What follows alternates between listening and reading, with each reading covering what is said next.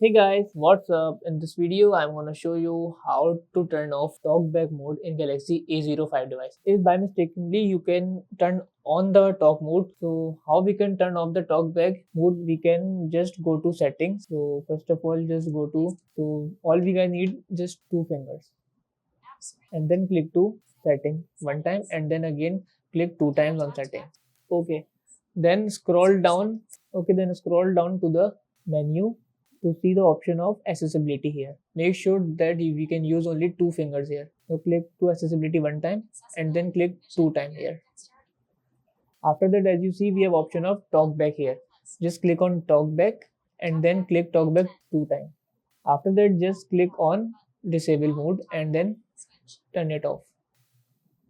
Then click to turn off one time and then click turn off two times.